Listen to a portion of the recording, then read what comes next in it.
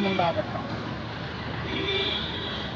கீழ்மலையில் இருந்து இதற்கு முன்பு நுழைவு மண்டபத்தில் இருந்து திருமலையை மேல் சென்று சேரும்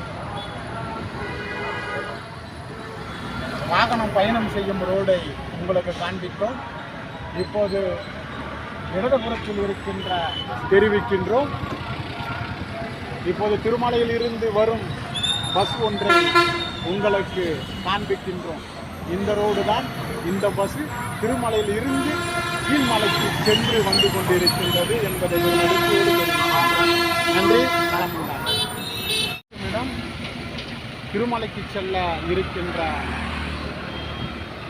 ரோட்டு பின்புறம், அதே சமயத்தில் இந்த பகுதியில் செக்கிங் மண்டபத்திற்குள் இருந்து செல்லும் வாகனங்களை இப்போது நீங்கள் காண்கின்றீர்கள்.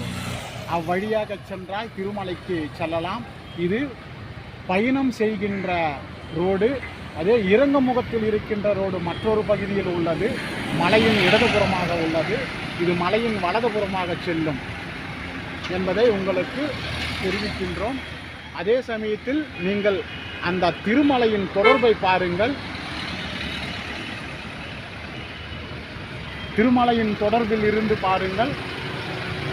அதில் ஒரு கோபுரம் தெரியும். அந்த கோபுரம் திருநாம கோபுரம் என்று அதற்கு பெயர். அங்கு ஒரு இறையாற்றல் வசிக்கின்றது.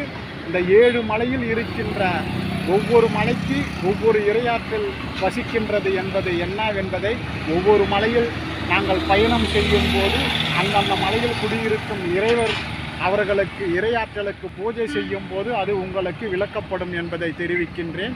இப்போது நீங்கள் காண்கின்றது சங்கு சக்கர நாம கோபுரம். அங்கு நீலாத்ரி என்ற ஒரு ஆற்றல் குடிகொண்டு இம்மலையை காற்றுக்கொண்டிருக்கின்றது என்பதை பெருமகிழ்ச்சியோடு தெரிவிக்கின்றோம்.